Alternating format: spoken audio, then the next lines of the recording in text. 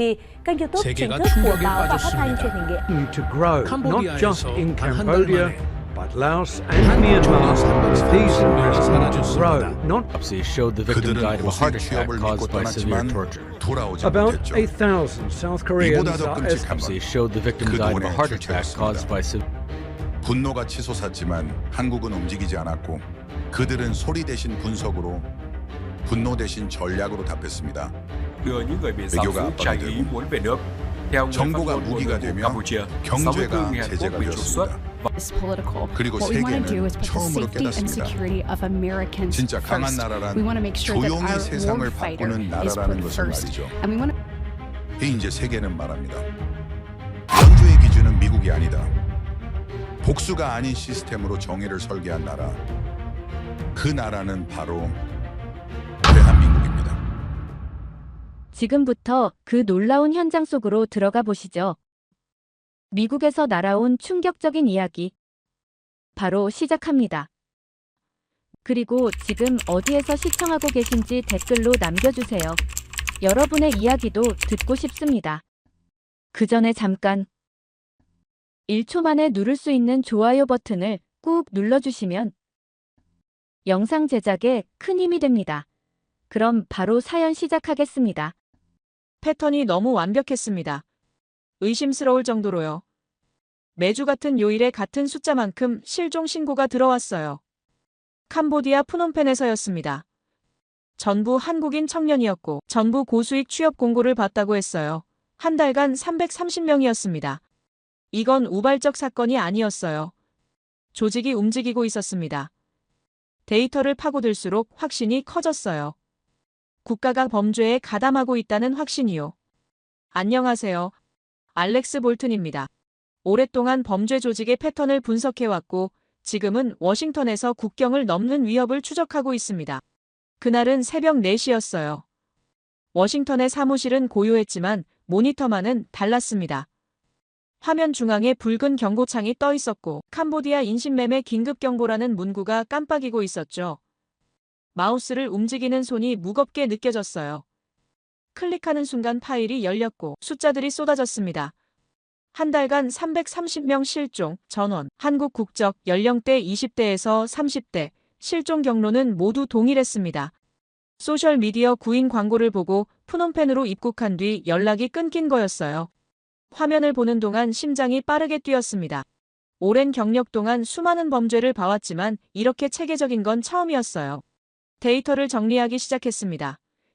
실종 신고 날짜를 엑셀에 입력하고 그래프로 만들었죠. 그런데 이상한 점이 보였어요. 매주 수요일마다 실종자가 급증했고 숫자는 거의 일정했습니다. 주당 평균 75명에서 85명 사이였어요. 이건 우연히 만들 수 없는 패턴이었습니다. 누군가 계획표를 짜고 실행하고 있었어요. 범죄 조직의 작품이었죠. 그런데 더 이상한 건 캄보디아 정부의 반응이었습니다. 수사 발표도 없었고 대책회의도 열리지 않았어요. 마치 아무 일도 없다는 듯이 침묵하고 있었습니다. 이게 도대체 무슨 일입니까? 다른 데이터를 찾기 시작했어요. 혹시 연결고리가 있을까 싶어서였습니다. 그러다 발견한 게 한국의 공적개발원조 자금 흐름이었어요. 지난 1년간 캄보디아로 흘러간 원조금을 추적했더니 4,300억 원이 넘었습니다. 금액 자체는 놀랍지 않았어요. 한국은 캄보디아의 주요 원조국이었으니까요. 그런데 문제는 타이밍이었습니다.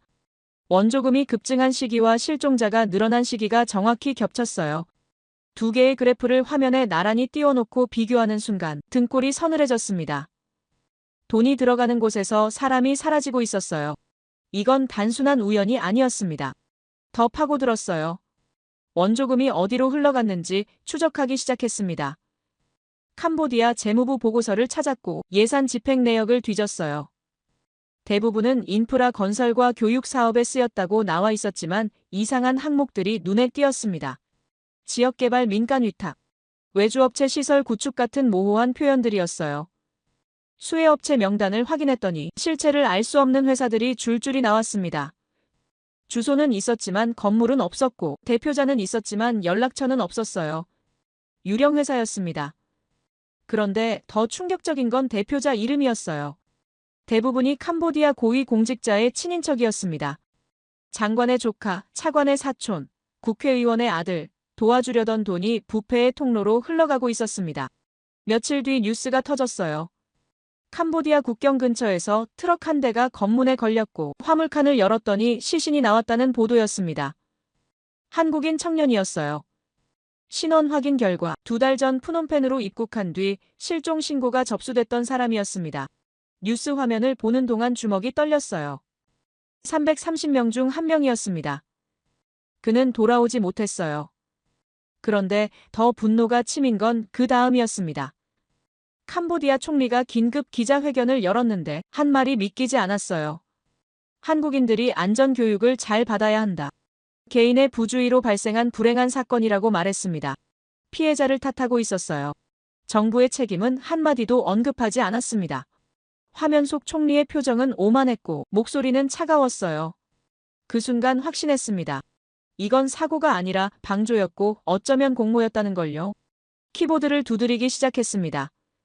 과거 사례를 찾아봤어요. 동남아시아에서 발생한 인신매매 사건들을 검색했고 패턴을 분석했습니다. 멕시코 카르텔 사건, 동유럽 밀입국 조직, 중동 노예거래망, 수많은 범죄를 봐왔지만 이번 건 달랐어요. 규모가 컸고 조직이 치밀했으며 무엇보다 국가가 개입하고 있었습니다. 일반 범죄 조직은 정부를 피해 다니지만 이번엔 정부가 범죄자였어요. 도와준 나라에게서 칼날이 돌아왔습니다. 한국이 선의로 보낸 4,300억 원이 청년들을 가두는 감옥을 짓는 데 쓰이고 있었어요. 이게 말이 됩니까? 데이터를 더 모았습니다. 피해자 가족들의 인터뷰를 찾았어요. 한국 방송에서 보도한 영상이었습니다. 할머니 한 분이 카메라 앞에서 울고 계셨어요. 우리 손자 찾아주세요. 착한 애예요. 가족한테 돈 보내준다고 갔어요. 목소리가 떨리고 있었습니다. 다른 부모는 청와대 앞에서 1인 시위를 하고 있었어요. 제 딸 살려주세요라고 적힌 피켓을 들고 서 있었습니다. 화면을 보는 동안 가슴이 먹먹해졌어요. 숫자가 아니었습니다. 330이라는 통계가 아니라 330개의 이름이었고 330개의 가족이었어요. 누군가의 아들이고 딸이었으며 누군가의 손자이자 손녀였습니다. 화면을 끄고 창밖을 바라봤어요. 워싱턴의 새벽은 여전히 고요했지만 마음은 고요하지 않았습니다. 이런 일을 그냥 지나칠 수는 없었어요. 보고서를 작성해야 했고 상부에 보고해야 했으며 누군가는 이 사실을 알아야 했습니다. 그런데 한 가지 궁금한 게 생겼어요. 한국은 어떻게 반응할까요? 다른 나라였다면 외교적 항해 몇 번 하고 끝났을 겁니다. 말로만 유감을 표하고 실질적 조치는 없었을 거예요. 그런데 한국은 달랐습니다. 과거 사례를 봤을 때 한국은 자국민 보호에 있어서만큼은 타협하지 않았어요. 그들의 오만은 불에 기름을 부었습니다. 캄보디아 총리는 실수했어요. 건드리면 안 될 선을 넘었습니다. 커피를 한 모금 마셨어요. 식어 있었지만 상관없었습니다. 모니터를 다시 켰고 한국 뉴스를 검색하기 시작했어요. 반응이 궁금했습니다. 여론이 어떤지 정부는 뭐라고 하는지 알고 싶었어요. 예상대로 한국은 들끓고 있었습니다. 청와대 청원 게시판에는 하루 만에 50만 명이 서명했고 우리 국민을 구하라 정부는 뭐하나 같은 댓글이 쏟아지고 있었어요. 국회에서는 긴급 질의가 열렸고 야당은 정부를 압박하고 있었습니다. 분노가 들끓고 있었어요. 그런데 정부는 침묵하고 있었습니다. 공식 발표도 없었고 대응책도 나오지 않았어요. 이상했습니다. 한국 정부가 이렇게 느릴 리 없었어요. 그날 이후 한국을 주시하기 시작했습니다. 매일 아침 한국 뉴스를 확인했고 정부 발표를 추적했으며 여론의 흐름을 분석했어요. 뭔가 준비하고 있다는 느낌이 들었습니다. 침묵은 두 종류가 있어요. 포기의 침묵과 준비의 침묵입니다. 한국의 침묵은 후자였어요. 그들은 움직이지 않는 게 아니라 보이지 않게 움직이고 있었습니다. 데이터가 말하고 있었어요. 한국 외교부는 캄보디아 대사를 소환했고 국정원은 정보를 수집하고 있었으며 경찰청은 합동수사팀을 구성하고 있었습니다. 조용했지만 빠르게 움직이고 있었어요. 폭풍이 오고 있었습니다. 그리고 그건 생각보다 빨리 왔어요. 사건 발생 후 정확히 72시간 만에 한국 정부가 움직였습니다. 외교부가 긴급 브리핑을 열었고 대변인이 단호한 목소리로 발표했어요. 오늘 자정부터 캄보디아 전역에 대한 여행 금지령을 발동합니다. 현재 현지 체류 중인 국민은 즉시 귀국을 권고하며 신규 출국은 전면 제한합니다. 짧고 명확했습니다. 72시간이요. 다른 나라였다면 상황 파악 회의조차 끝내지 못했을 시간이었어요.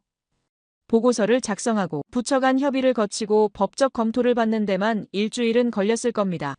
그런데 한국은 사흘 만에 결정하고 발표하고 시행했어요. 이게 가능한 일입니까? 비교 사례를 찾아봤습니다. 과거 동남아시아에서 자국민 피해 사건이 발생했을 때 다른 나라들은 어떻게 대응했는지 궁금했어요. 가장 가까운 사례가 일본이었습니다. 2년 전 캄보디아에서 일본인 관광객 15명이 사기 피해를 당한 적이 있었어요. 금액으로는 3억 엔 정도였고 일부는 여권을 압류당해 귀국하지 못하는 상황이었습니다. 일본 정부의 반응을 추적해봤어요. 첫 발표까지 2주가 걸렸고 실질적 조치는 한 달 뒤에 나왔습니다. 외교부가 유감을 표명한다, 재발 방지를 요청한다 같은 성명을 냈지만 구체적 대응은 없었어요.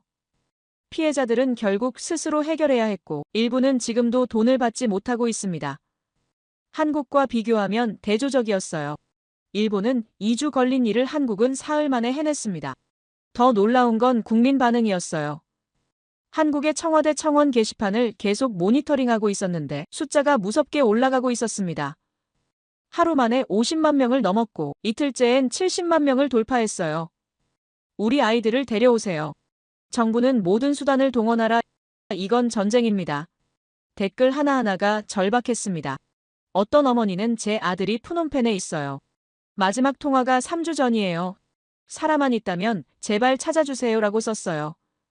할머니 한 분은 우리 손자 26살이에요. 착한 애예요. 가족 먹여 살린다고 갔어요라고 울부짖고 있었습니다. 읽는 동안 목이 메었어요. 숫자가 아니라 사람이었고 통계가 아니라 가족이었습니다. 그런데 캄보디아는 정반대로 움직였어요. 한국의 여행 금지 발표가 나온 지 6시간 뒤에 캄보디아 외교부가 반박 성명을 냈습니다. 대변인이 기자들 앞에서 말했어요. 한국인들의 안전 불감증이 문제다. 개인의 부주의로 발생한 사건을 국가 간 문제로 확대하는 건 유감이다. 캄보디아는 최선을 다하고 있다. 피해자를 탓하고 있었습니다. 화면 속 대변인의 표정은 불쾌해 보였고 목소리는 거슬렸어요. 선을 넘었습니다. 도와준 나라에게 이런 식으로 말하다니 이해할 수 없었어요. 4,300억 원을 받아놓고 피해자에게 책임을 떠넘기고 있었습니다. 오만이었어요. 그런데 그 오만이 실수였다는 걸 그들은 몰랐습니다. 한국 여론이 폭발했어요. 뉴스 댓글창이 분노로 가득 찼습니다. 안전 불감증이라니? 우리가 잘못했다는 거냐? 원조 다 끊어라. 단교해야 한다. 목소리가 높아지고 있었어요.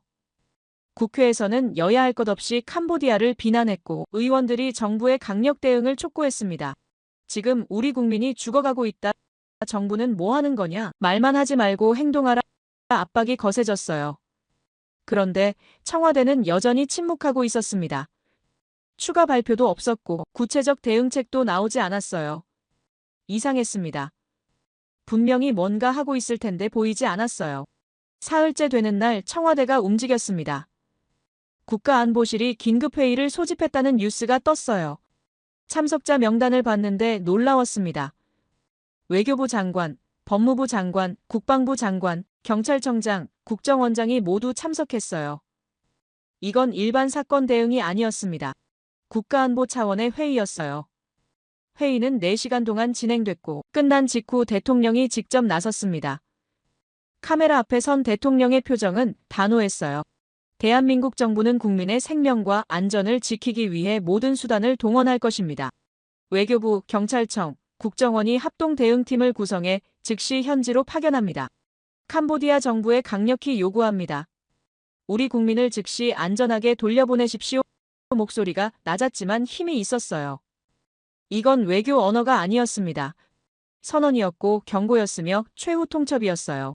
화면을 보는 동안 전율이 느껴졌습니다. 모든 수단을 동원한다는 말이 무슨 뜻인지 알고 있었어요. 외교적 수단만이 아니라는 뜻이었습니다. 정보 수집, 경제 제재, 국제 공조, 가능한 모든 방법을 쓰겠다는 의미였어요.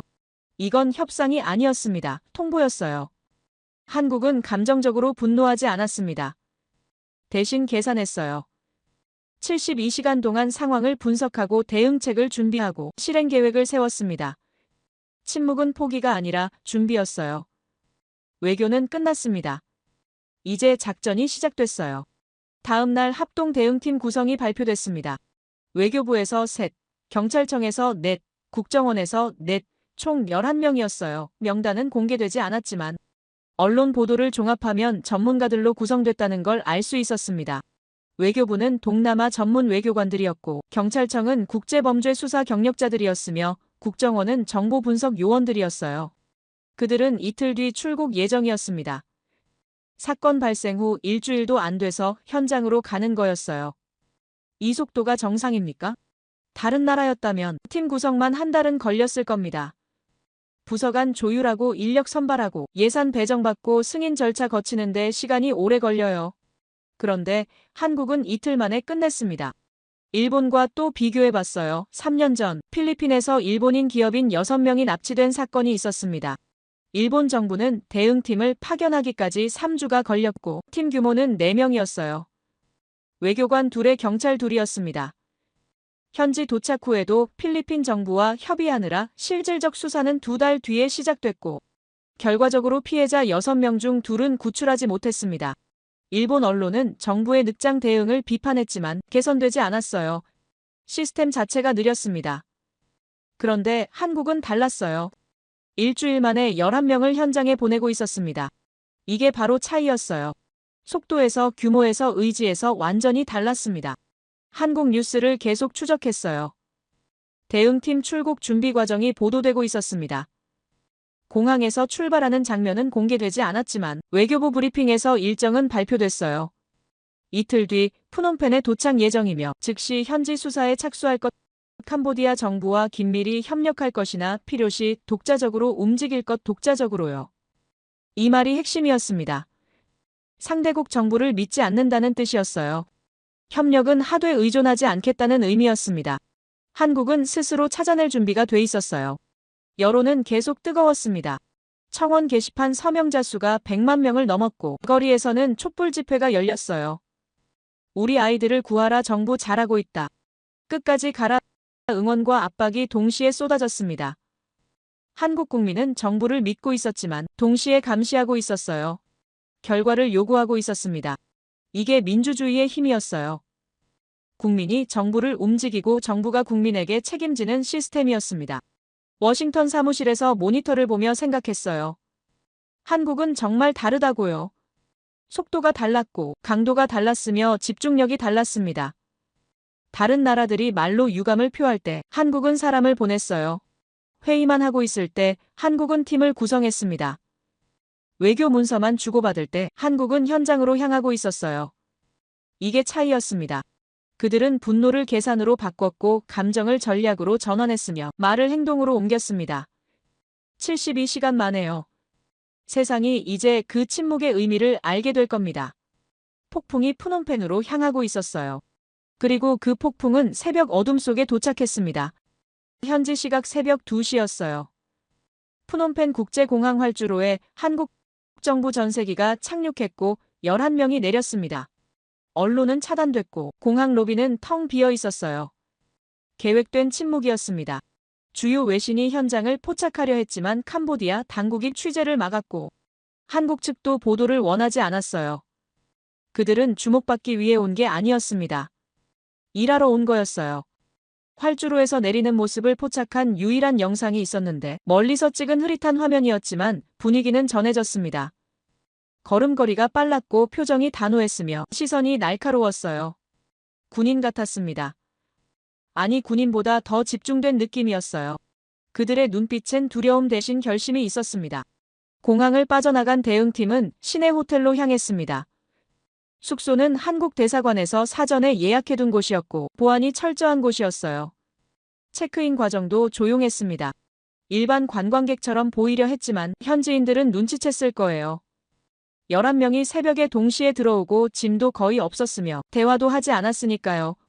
호텔 로비 직원이 나중에 언론과 인터뷰에서 말했습니다. 그들은 마치 작전을 수행하러 온 것 같았고 긴장감이 느껴졌으며 무언가 중요한 일을 앞둔 사람들의 공기가 있었다고요. 맞았습니다. 그들은 작전을 수행하러 왔어요. 다음 날 아침부터 움직임이 시작됐습니다. 외교부 팀은 캄보디아 외교부와 접촉했고 경찰청 팀은 현지 경찰청을 방문했으며 국정원 팀은 정보 수집을 시작했어요. 공식적으로는 협조 요청이었지만 실제로는 압박이었습니다. 한국 외교관이 캄보디아 차관을 만나 전달한 메시지는 명확했어요. 실종자 명단을 넘기고 즉각적인 수사 협조를 요구했으며 필요시 한국 측이 독자적으로 움직일 것이라고 통보했습니다. 협의가 아니라 통보였어요. 캄보디아 측은 당황했습니다. 보통은 정중하게 요청하고 기다리는 게 외교 관례인데 한국은 달랐어요. 요구하고 있었고 시간을 주지 않았으며 선택권을 주지 않았습니다. 이틀째 되는 날 첫 단서가 잡혔어요. 국정원 팀이 정보를 입수했습니다. 푸놈펜 외곽 지역에 의심스러운 건물이 있다는 제보였어요. 건물 주변에 철조망이 쳐져 있고 출입이 통제되며 밤마다 트럭이 드나든다는 정보였습니다. 좌표를 확인하고 위성사진을 분석했어요. 3층짜리 콘크리트 건물이었고 창문은 모두 철창으로 막혀 있었으며 주변에 감시 카메라가 설치돼 있었습니다. 일반 사무실이나 공장으로 보기엔 이상했어요. 감옥 같았습니다. 대응팀은 즉시 회의를 열었고 결정했습니다. 들어가야 한다고요. 캄보디아 경찰과 합동으로 급습 작전을 펼치기로 했어요. 사흘째 되는 날 새벽 5시에 작전이 시행됐습니다. 한국 경찰 4명과 캄보디아 경찰 10명이 건물을 포위했어요. 정문으로 진입하면서 누군가 소리쳤습니다. 문을 열라고 경찰이라고 나오라고요. 반응이 없었어요. 문은 잠겨 있었고 안에서는 인기척만 들렸습니다. 도구를 사용해 문을 부수고 들어갔어요. 복도는 어두웠고 냄새가 고약했습니다. 사람이 오래 갇혀있던 냄새였어요. 방문을 하나씩 열기 시작했습니다. 첫 번째 방은 비어 있었고 두 번째 방도 비어 있었어요. 세 번째 방문을 열었을 때 안에서 비명소리가 들렸습니다. 한국어였어요. 살려달라고 한국 사람이라고 제발이라고 울부짖고 있었습니다. 그 순간을 어떻게 설명할 수 있을까요? 경찰관이 손전등을 켜고 안을 비췄을 때 5명이 바닥에 웅크리고 있었습니다. 전부 20대로 보이는 한국 청년들이었어요. 얼굴은 헬쑥했고 옷은 더러웠으며 눈빛은 두려움으로 가득했습니다. 한국 경찰이 다가가며 말했어요. 괜찮다고 경찰이라고 이제 안전하다고 집으로 갈 수 있다고요. 청년 중 한 명이 울기 시작했습니다. 정말이냐고 한국에서 왔냐고 살았다고 중얼거리며 무너졌어요. 다른 청년들도 울었습니다. 경찰관들이 그들을 부축해 밖으로 데리고 나왔어요. 햇빛을 본 청년들은 눈을 가렸습니다. 얼마나 오래 어둠 속에 있었던 걸까요? 한 청년이 경찰에게 물었습니다. 정말 한국 사람이 맞냐고 꿈이 아니냐고 이제 집에 갈 수 있냐고요. 경찰이 대답했어요. 네, 이제 집으로 갑니다라고요. 그 한마디에 모든 분노가 녹아내렸습니다. 구출 소식은 즉시 본국에 전달됐습니다. 외교부가 브리핑을 열었고 대변인이 발표했어요. 푸놈펜 외곽에서 한국인 5명을 구출했다고 전원 건강 상태는 양호하며 곧 귀국 조치할 예정이라고 현지 대응팀이 계속 수사 중이라고 말했습니다. 한국 언론이 일제히 보도했어요. 속보 자막이 방송 화면을 가득 채웠고 포털 사이트 메인에 기사가 올라왔으며 국민들은 환호했습니다. 댓글이 쏟아졌어요. 잘했다, 정보 고맙다, 더 찾아달라, 끝까지 가라는 응원이었습니다. 사흘 만에 결과를 냈어요. 사흘이요. 다른 나라였다면 상황 파악만 하고 있었을 시간에 한국은 사람을 구했습니다. 이게 가능합니까? 구출 현장에서 중요한 증거가 발견됐습니다. 건물 사무실에서 문서들이 나왔어요. 건물 등기부와 임대 계약서 그리고 자금 이체 내역이었습니다. 한국 경찰이 서류를 검토하는 순간 얼어붙었어요. 건물 소유주 이름이 캄보디아 내무부 장관의 조카였습니다. 임대료는 매달 현금으로 지불됐고 계약 기간은 5년이었으며 용도는 사무실이라고 적혀 있었지만 실제로는 감금시설이었어요. 더 충격적인 건 자금 출처였습니다. 이체 내역을 추적하니 캄보디아 정부 산하개발청에서 나온 돈이었어요. 그 개발청은 한국의 공적개발원조 자금을 관리하는 곳이었습니다. 도와주려던 돈이 감옥을 짓는 데 쓰였어요. 이게 말이 됩니까? 워싱턴 사무실에서 뉴스를 보고 있던 저는 즉시 분석을 시작했습니다. 한국의 공적개발원조 자금이 어디로 흘러갔는지 추적해야 했어요. 과거 데이터를 불러왔습니다. 지난 3년간 캄보디아로 간 원조금은 총 4,300억 원이었어요. 용도별로 분류하면 인프라 건설에 2,000억, 교육 사업에 1,000억, 보건 의료에 500억, 그리고 지역개발에 800억이 배정됐습니다. 문제는 지역개발 항목이었어요. 세부 내역을 확인하니 대부분이 민간 위탁 형식으로 집행됐고 수혜 업체 명단에는 생소한 회사들이 나열돼 있었습니다. 회사 이름을 하나씩 검색하기 시작했어요. 첫 번째 회사는 푸놈펜에 주소가 있다고 나와 있었지만 위성 지도로 확인하니 빈터였습니다. 두 번째 회사는 건물은 있었지만 간판도 없었고 출입문은 잠겨 있었어요. 세 번째 회사도 마찬가지였습니다. 유령 회사였어요. 실체가 없었습니다. 대표자 이름을 추적했더니 더 놀라운 사실이 드러났습니다. 17개 회사 중 12개의 대표가 캄보디아 고위공직자의 가족이나 친인척이었어요. 장관의 아들, 차관의 조카, 국회의원의 사촌, 이름마다 권력의 냄새가 났습니다.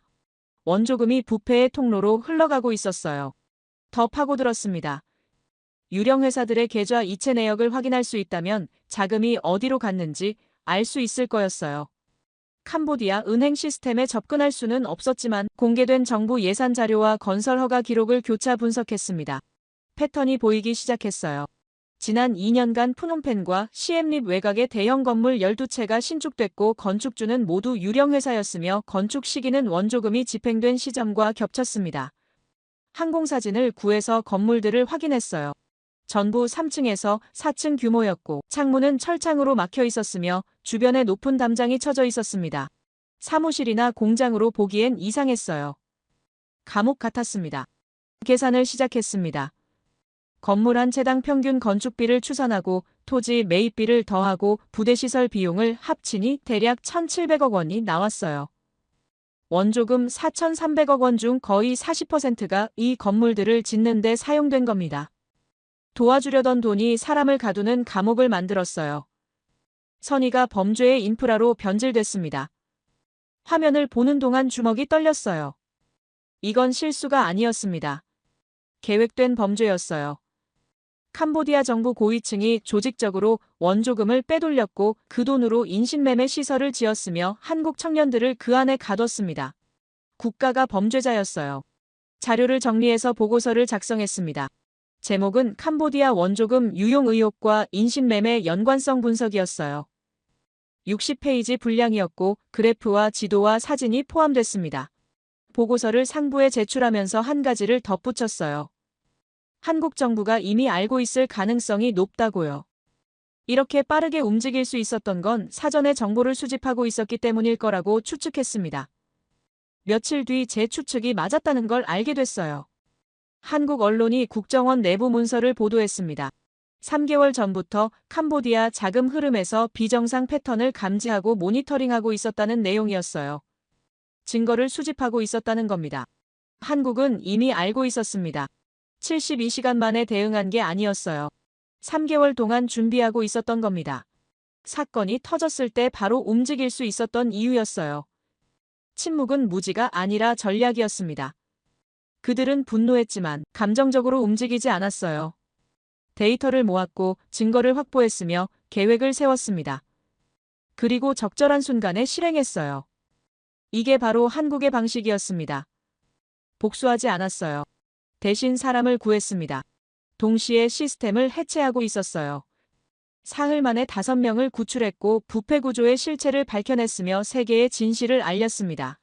48시간이요. 그건 숫자가 아니라 신념이었습니다. 그리고 그 신념은 이제 무기가 되고 있었어요. 한국 정부가 움직이기 시작했습니다. 하나가 아니라 셋이었어요.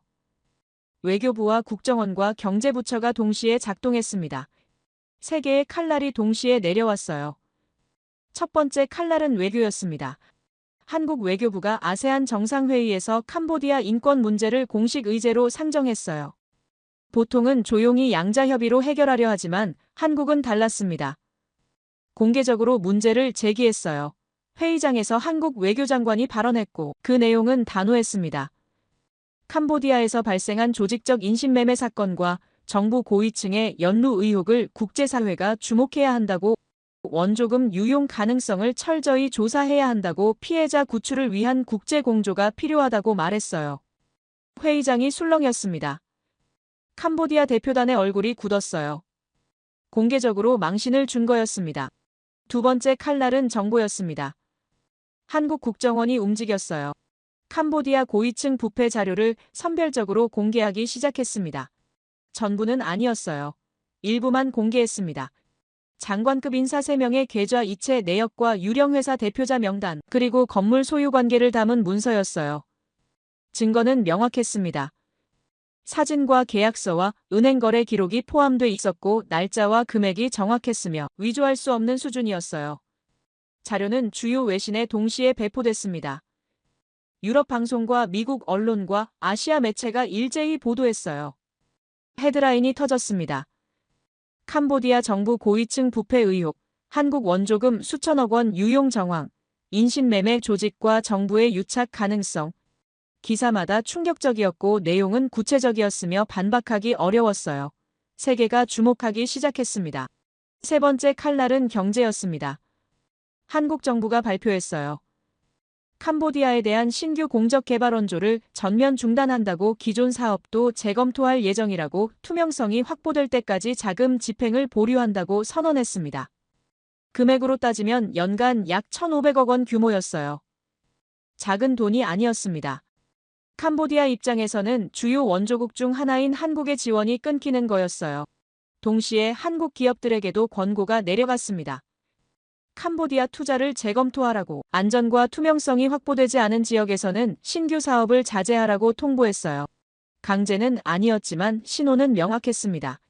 기업들이 반응하기 시작했어요. 투자 계획을 연기하고 신규 프로젝트를 보류했으며 일부는 철수를 검토하기 시작했습니다. 시장은 즉각 반응했습니다. 캄보디아 리엘화 환율이 흔들리기 시작했어요. 달러 대비 가치가 떨어지고 있었습니다. 처음엔 미세했지만 점점 폭이 커졌어요.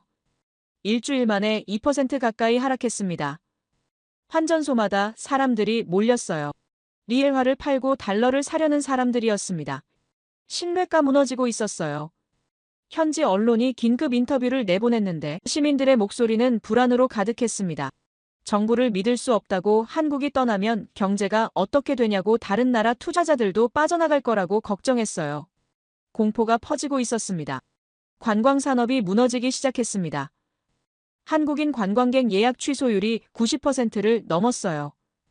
여행사들이 캄보디아 상품을 내렸고 항공사들이 노선을 간편했으며 호텔들이 적자로 돌아섰습니다. 푸놈펜과 시엠립의 호텔 로비는 텅 비어 있었어요.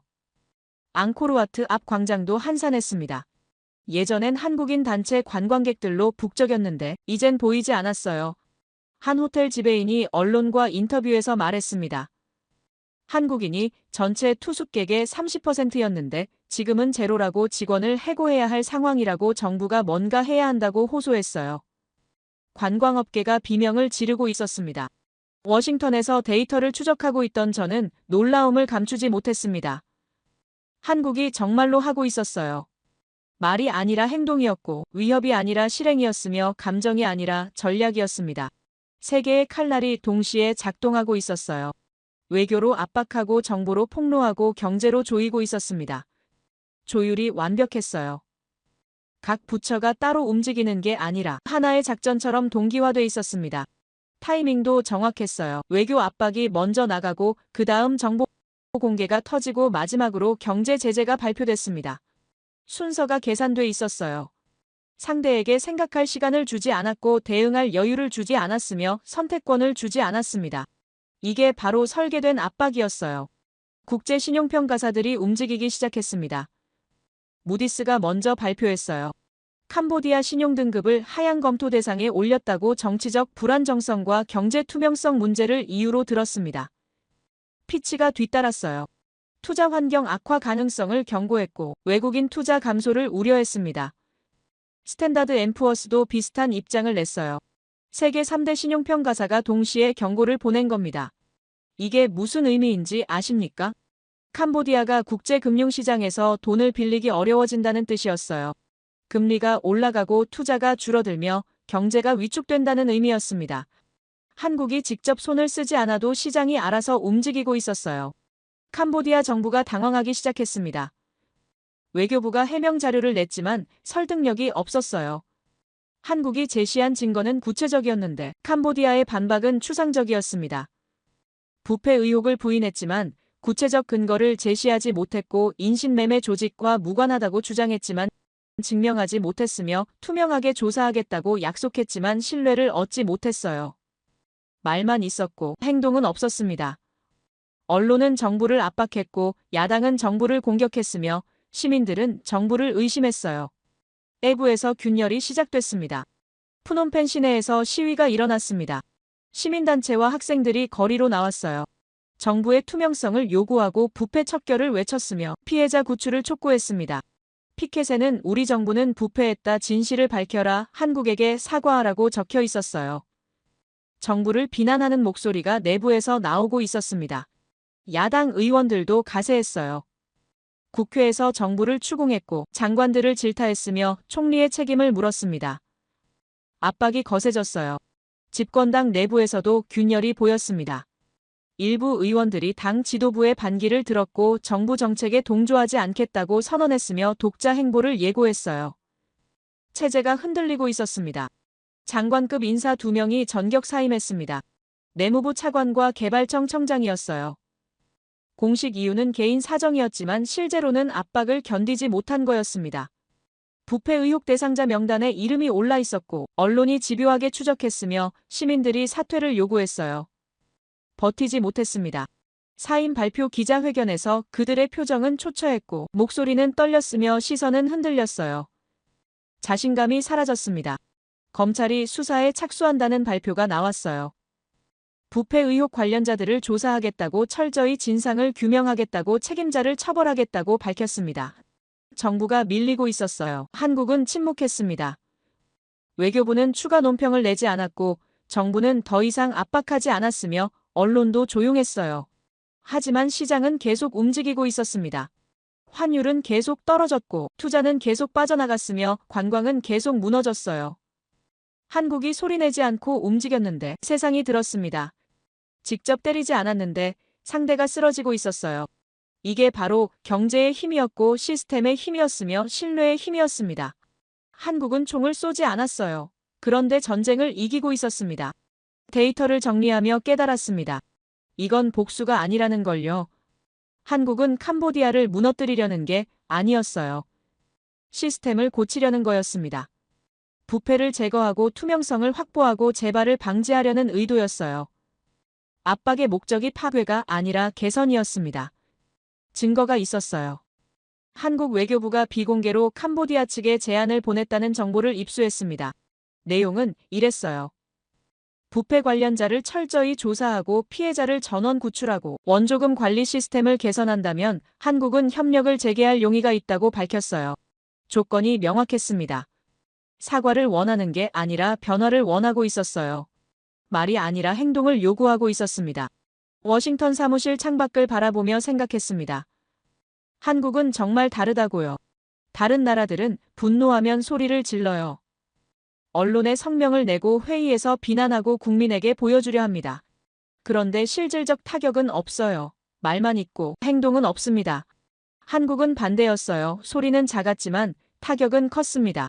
감정은 절제했지만 효과는 확실했어요. 분노를 계산으로 바꿨고 복수를 전략으로 전환했으며 말을 시스템으로 구현했습니다. 이게 바로 통제된 힘이었어요. 진짜 힘은 감정이 아니라 통제라는 걸 처음으로 깨달았습니다. 주요 외신이 한국의 대응을 분석하기 시작했습니다. 유럽 방송이 특집 프로그램을 내보냈어요. 한국의 삼축 전략을 교과서적 사례라고 평가했습니다. 외교와 정보와 경제를 동시에 작동시켜 상대국을 압박하는 방식이 효과적이라고 다른 나라들도 배워야 한다고 분석했어요. 미국 싱크탱크가 보고서를 냈습니다. 한국식 대응 모델이라는 제목이었어요. 감정적 반응 대신 시스템적 접근을 택했고 단기 보복 대신 장기 개선을 목표로 했으며 일방적 압박 대신 조건부 협력을 제시했다고 평가했습니다. 세계가 한국의 방식을 주목하고 있었어요. 환율이 무너지고 있었습니다. 하지만 한국은 침묵했어요. 추가 압박도 없었고 승리 선언도 없었으며 자랑도 없었습니다. 조용히 다음 단계를 준비하고 있었어요. 구출 작전은 계속되고 있었고 증거 수집은 진행되고 있었으며 국제 공조는 강화되고 있었습니다. 일이 끝난 게 아니었어요. 이제 시작이었습니다. 목표는 명확했습니다. 330명 전원을 구출하고 부패 구조를 완전히 해체하고 재발을 원천 차단하는 거였어요. 한국은 멈추지 않을 겁니다. 끝까지 갈 거예요. 그들의 신념이 말하고 있었습니다. 끝까지 갔습니다. 한국은 정말로 끝까지 갔어요. 2주 뒤 새벽에 작전이 시작됐습니다. 이번엔 규모가 달랐어요. 한국 합동대응팀만이 아니라 태국 경찰과 베트남 공안과 라오스 수사당국까지 합류했습니다. 동남아 3개국이 한국의 요청에 응답한 거였어요. 국제공조였습니다. 목표는 12개 시설이었고 동시 급습이 계획됐으며 작전명은 귀환이었어요. 푸놈펜과 시엠립 그리고 국경 지역에 흩어진 건물들이 표적이었습니다. 각 시설마다 한국 요원 1명과 현지 경찰 5명이 배치됐고 새벽 4시에 일제히 진입하기로 했어요. 조율이 완벽했습니다. 시차 없이 동시에 움직여야 했고 정보 유출을 막아야 했으며 안전을 최우선으로 해야 했어요. 준비는 철저했고 계획은 치밀했으며 실행은 정확했습니다. 새벽 4시 정각에 작전이 개시됐습니다. 12개 지점에서 동시에 문이 부서지는 소리가 들렸어요. 경찰들이 진입했고 복도를 수색했으며 방문을 열기 시작했습니다. 첫 번째 시설에서 18명이 발견됐고 두 번째 시설에서 25명이 나왔으며 세 번째 시설에서 14명이 구출됐어요. 전부 한국인이었습니다. 20대에서 30대 청년들이었고 얼굴은 수척했지만 눈빛은 살아있었어요. 구출되는 순간 많은 이들이 울었습니다. 경찰이 다가가 한국에서 왔다고 이제 안전하다고 집으로 갈 수 있다고 알려주자 무너지는 사람들이 있었어요. 한 청년은 바닥에 주저앉아 엉엉 울었고 다른 청년은 경찰의 손을 붙잡고 감사하다고 살았다고 한국인이라서 살았다고 중얼거렸습니다. 그 말이 가슴을 뜨겁게 만들었어요. 한국인이라서 살았다는 그 한마디가요. 작전은 6시간 동안 진행됐습니다. 12개 시설에서 총 280명이 구출됐어요. 앞서 구출된 5명까지 합치면 285명이었습니다. 330명 중 85%를 찾아낸 거였어요. 놀라운 성과였습니다. 일반적으로 이런 대규모 인신매매 사건에서 생존자 구출률은 50%를 넘기 힘들어요. 시간이 지날수록 피해자를 찾기 어렵고 일부는 다른 국가로 이송되며 최악의 경우 생명을 잃기도 합니다. 그런데 한국은 85%를 구출했어요. 어떻게 가능했습니까? 정보력이 뛰어났기 때문입니다. 국정원이 3개월 동안 수집한 데이터가 있었고 현지 협력자들의 제보가 있었으며 위성사진 분석이 정확했어요. 그리고 무엇보다 포기하지 않았습니다. 단 한 명도 포기하지 않는다는 신념이 숫자가 되어 돌아왔어요. 구출된 사람들은 즉시 한국 대사관으로 이송됐습니다. 의료진이 대기하고 있었고 심리상담사가 준비돼 있었으며 귀국 절차가 신속하게 진행됐어요. 대사관 직원들이 한 명 한 명 안부를 물었고 필요한 것이 있는지 확인했으며 가족에게 연락할 수 있도록 도왔습니다. 어떤 청년은 몇 달 만에 어머니 목소리를 듣고 울음을 터뜨렸고 다른 청년은 아버지에게 미안하다고 걱정 끼쳐서 죄송하다고 말하며 눈물을 흘렸어요. 통화 내용을 들으며 대사관 직원들도 눈시울을 붉혔습니다. 숫자가 아니라 사람이었어요. 통계가 아니라 가족이었고 데이터가 아니라 생명이었습니다. 이틀 뒤 귀국길에 올랐습니다. 정부 전세기 2대가 준비됐고 의료진과 상담사가 동승했으며 외교부 직원들이 함께했어요. 푸놈펜 공항에서 출발할 때 일부 구출자들이 창밖을 바라보며 복잡한 표정을 지었습니다. 악몽이 끝났지만 상처는 남아있었어요. 비행기가 이륙하자 안도의 한숨이 들렸고 일부는 조용히 울었으며 일부는 잠에 빠졌습니다. 안전한 곳으로 가고 있다는 안도감이었어요. 4시간 뒤 인천공항에 도착했습니다. 입국장 문이 열리는 순간 그곳엔 태극기를 든 가족들이 기다리고 있었어요. 부모들이 눈물을 흘리며 자식을 껴안았고 형제들이 달려와 동생을 안았으며 친구들이 손을 잡고 돌아와서 다행이라고 말했습니다. 한 청년은 태극기를 보는 순간 무릎을 꿇었어요. 살았다고 집에 왔다고 중얼거리며 오열했습니다. 그 장면을 보며 공항에 있던 사람들이 함께 울었어요. 귀환이었습니다. 진짜 귀환이었어요. 주요 외신이 긴급 속보를 내보냈습니다. 한국이 대규모 구출 작전을 성공시켰다고, 동남아 3개국과 협력해 285명을 구출했다고, 전례 없는 국제 공조라고 보도했어요.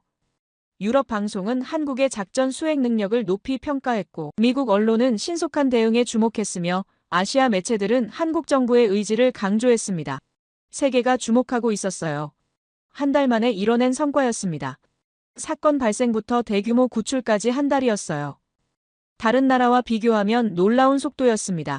몇 년 전 필리핀에서 발생한 일본인 납치 사건은 해결까지 6개월이 걸렸고 결국 절반만 구출했어요. 싱가포르에서 발생한 중국인 인신매매 사건은 1년이 지나도 진전이 없었고 대부분 찾지 못했습니다. 그런데 한국은 한 달 만에 85%를 구출했어요. 차이가 명확했습니다. 캄보디아가 흔들리고 있었습니다. 대규모 구출 작전 성공 소식이 전해지자 현지 여론이 폭발했어요. 시민들이 거리로 나왔고 정부를 규탄했으며 책임자 처벌을 요구했습니다. 푸놈펜 중심가에서 대규모 촛불 집회가 열렸고 수천 명이 모였어요. 피켓에는 부패한 정부는 물러나라, 한국에게 사과하라, 우리의 수치를 씻어라고 적혀 있었습니다. 정부 청사 앞에서는 단식 농성이 시작됐고 야당 의원들이 동참했으며 시민단체 대표들이 성명을 발표했어요. 압박이 극에 달했습니다. 집권당 내부에서도 반발이 나왔고 일부 의원들이 당을 탈퇴했으며 장관급 인사 2명이 추가로 사임했어요. 정부가 무너지고 있었습니다. 총리가 움직일 수밖에 없었습니다. 긴급 대국민 담화를 발표하겠다고 예고했어요. 방송 시간은 저녁 8시였고 전 국민이 지켜봤습니다. 화면에 나타난 총리의 얼굴은 수척했고 표정은 무거웠으며 목소리는 떨렸어요. 그가 입을 열었습니다. 캄보디아 국민 여러분, 그리고 한국 국민 여러분께 깊이 사과드린다고 정부의 관리 소홀로 인해 한국인들이 피해를 입었다고, 특히 정부 일부 인사들의 부패와 무책임이 사태를 키웠다고 인정했어요. 책임을 통감한다고 관련자들을 엄중히 처벌하겠다고, 다시는 이런 일이 없도록 시스템을 개선하겠다고 약속했습니다. 그리고 한국 정부와 국민에게 진심으로 사과한다고, 피해자 가족들께 용서를 구한다고 말했어요. 고개를 숙였습니다. 카메라 앞에서 고개를 숙이고 잠시 침묵했어요. 오만했던 그 목소리에 떨림이 있었습니다. 사과를 지켜본 한국 국민들의 반응은 복잡했습니다. 일부는 당연하다고 말했고, 일부는 늦었다고 비판했으며, 일부는 이제라도 다행이라고 안도했어요. 청와대 청원 게시판에는 사과를 받아들이자는 의견과 더 강력한 조치가 필요하다는 의견이 엇갈렸습니다. 하지만 공통된 정서가 있었어요. 우리 정부가 잘했다는 자부심이었습니다. 포기하지 않고 끝까지 국민을 찾아왔다는 신뢰였고, 말이 아니라 행동으로 보여줬다는 만족이었어요. 댓글마다 감사와 자랑과 응원이 담겨 있었습니다. 한국인이라는 게 자랑스럽다고, 정부를 믿는다고, 끝까지 가달라고 말하고 있었어요. 캄보디아 검찰이 전격 수사에 착수했습니다. 부패 관련 용의자 47명이 소환됐고 고위 공무원 5명이 구속됐으며 인신매매 조직 핵심 인물 12명이 체포됐어요. 압수수색이 동시다발적으로 진행됐고 은행 계좌가 동결됐으며 해외 도피를 막기 위해 출국 금지 조치가 내려졌습니다.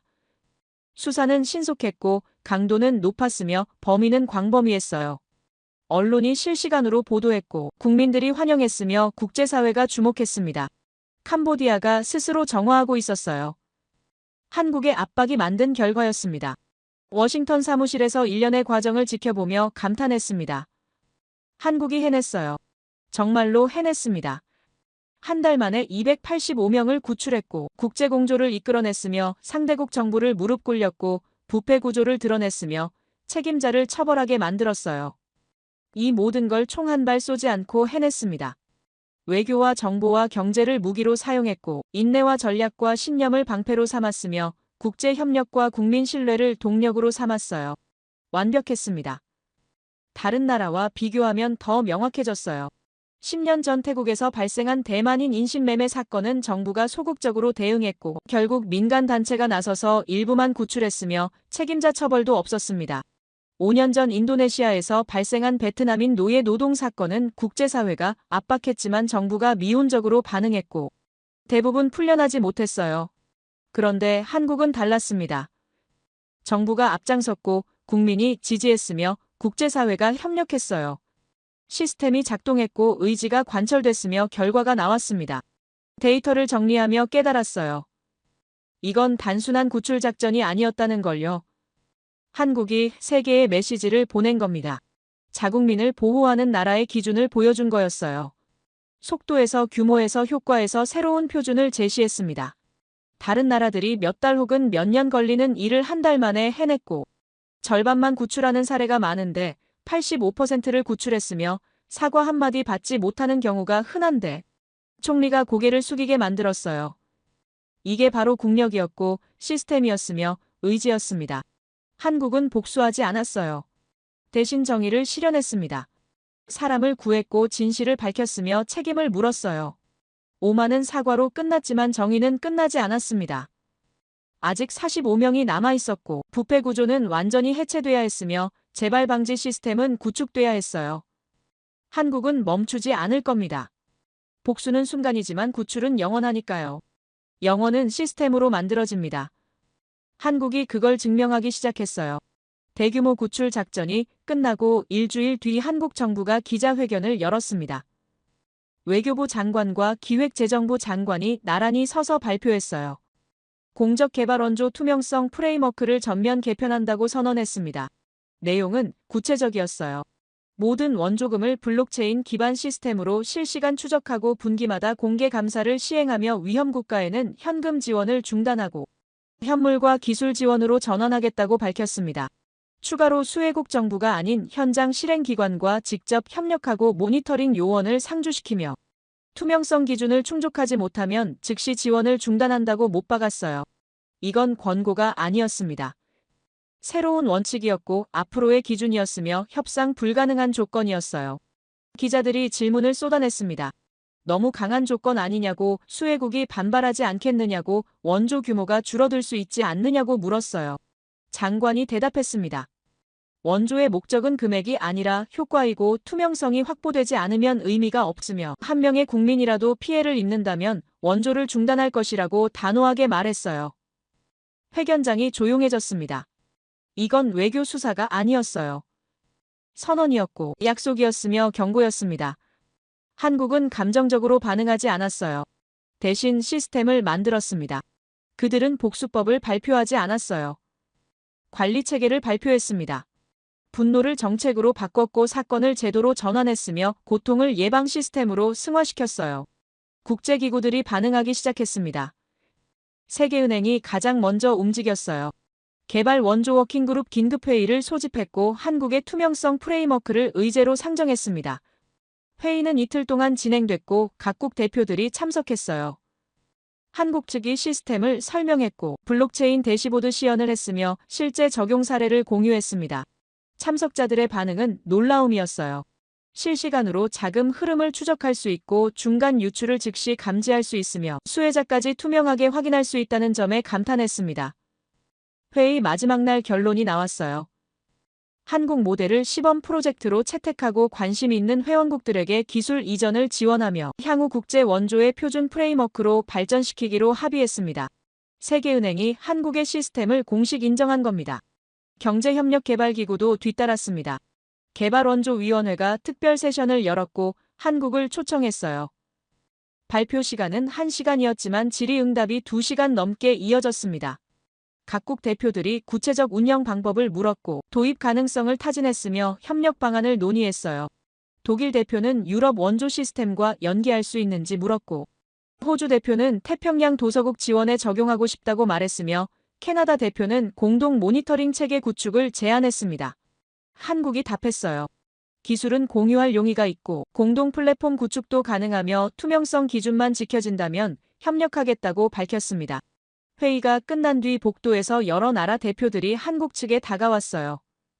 명함을 건네고 후속 미팅을 요청했으며 자국에 방문해달라고 부탁했습니다. 세계가 한국에게 배우고 싶어 했어요. 주요 외신이 특집 기사를 쏟아냈습니다. 유럽 방송이 30분짜리 다큐멘터리를 제작했어요. 제목은 K-스탠다드, 한국이 만든 새로운 원조 기준이었습니다. 프로그램은 캄보디아 사건을 다뤘고 한국의 대응 과정을 추적했으며 투명성 프레임워크를 분석했어요. 마지막에 진행자가 말했습니다. 한국은 복수하지 않았고 대신 정의를 설계했으며 그 정의가 이제 세계의 기준이 되고 있다고 평가했어요. 미국 주요 매체도 커버 스토리로 다뤘습니다. 한국식 정의, 조용하지만 강력한 변화라는 제목이었어요. 기사는 한국의 신속한 구출과 체계적 압박과 시스템 구축을 단계별로 분석했고 다른 나라들이 배워야 할 모델이라고 결론 내렸습니다. 아시아 언론들도 집중 보도했어요. 한국이 동남아시아 원조의 새 지평을 열었다고 투명성이 곧 신뢰이고 신뢰가 곧 영향력이라고 평가했습니다. 아세안이 움직였습니다. 베트남 정부가 제안했어요. 회원국 간 투명성 공동 프레임워크를 만들자고 한국의 시스템을 벤치마킹하자고 말했습니다. 태국과 인도네시아가 동의했고 말레이시아와 싱가포르가 지지했으며 필리핀이 적극 찬성했어요. 긴급회의가 소집됐고 6개국 장관들이 모였습니다. 회의 테이블에 한국 외교부 차관이 초청됐어요. 아세안 국가들이 한국에게 자문을 구한 겁니다. 차관이 설명했습니다. 블록체인 기술 구조와 모니터링 체계와 투명성 기준을 상세히 공유했어요. 각국 대표들이 메모했고 질문했으며 협력을 요청했습니다. 회의 끝에 양해각서가 체결됐어요. 영내 투명성 공동 프레임워크를 구축하고 한국 시스템을 기반으로 각국 상황에 맞게 적용하며 상호 모니터링 체계를 만들기로 합의했습니다. 배우고 싶다는 말이 들렸습니다. 한국에게서요. 이게 진짜 국력이었어요. 군사력이 아니라 시스템의 힘이었고 강압이 아니라 신뢰의 영향력이었으며 지배가 아니라 존중받는 리더십이었습니다. 시장이 반응했습니다. 글로벌 투자 기업들이 움직이기 시작했어요. 한국이 발표한 리스크 매트릭스가 새로운 실사 기준으로 자리 잡았습니다.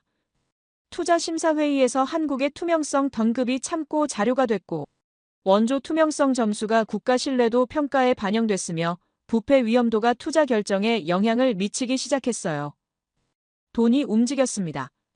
투명성이 높은 국가로 자본이 몰렸고 투명성이 낮은 국가에서 자본이 빠져나갔어요.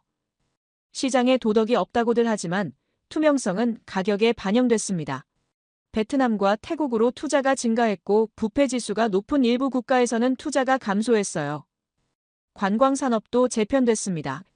여행사들이 안전과 투명성을 강조하기 시작했고 관광객들이 국가 선택 기준의 투명성을 고려했으며 한국인 여행 동선이 안전국가 중심으로 바뀌었어요. 돈은 투명성을 따라 움직인다는 게 증명됐습니다. 한국 정부가 마지막 발표를 했습니다. 국민안전투명성센터를 공식 출범시킨다고 선언했어요.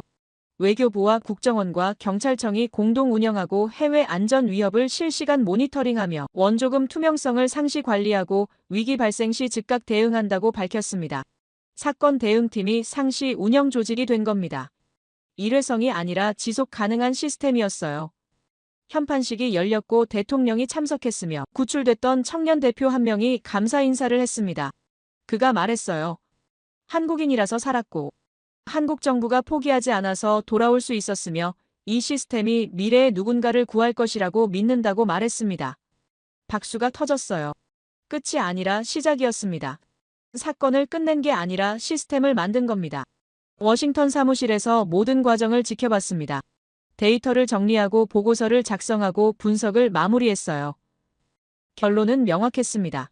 한국은 이 사건을 통해 3가지를 증명했어요. 첫째, 자국민 보호에 있어 타협하지 않는다는 의지를 보여줬고, 둘째, 감정적 대응이 아닌 시스템적 접근이 더 효과적이라는 걸 입증했으며, 셋째, 복수보다 정의가 더 강하다는 걸 실천으로 보여줬습니다. 330명 중 285명을 구출했고 부패 구조를 드러냈으며 국제 표준을 만들었어요. 한 달 만에 해낸 일이었습니다. 다른 나라들이 몇 년 걸려도 못할 일을 한국은 해냈어요. 어떻게 가능했습니까? 준비돼 있었기 때문입니다. 정보를 수집하고 있었고 시스템을 갖추고 있었으며 국민과 정부가 신뢰로 연결돼 있었어요. 그리고 무엇보다 포기하지 않는 신념이 있었습니다. 세계가 한국을 다시 보기 시작했습니다. 경제 규모로만 평가하던 시선이 바뀌었어요. 시스템의 선진성과 대응의 신속성과 원칙의 일관성을 주목하기 시작했습니다. 한국은 더 이상 지원받는 나라가 아니라 기준을 만드는 나라였고 따라가는 나라가 아니라 이끄는 나라였으며 배우는 나라가 아니라 가르치는 나라였어요. 변수가 아니라 표준이 됐습니다. 오랫동안 데이터를 다뤄왔지만 이런 사례는 처음이었어요. 숫자로 시작했지만 신념으로 끝났고 분노에서 출발했지만 정의로 도착했으며 위기로 시작했지만 기준으로 마무리됐습니다. 한국은 총 한 발 쏘지 않았어요. 그런데 전쟁을 이겼습니다. 소리내지 않았는데 세상이 들었고 힘을 과시하지 않았는데 존경받았으며 요구하지 않았는데 따라하고 싶어 했어요. 이 이야기를 정리하며 확신하게 됐습니다.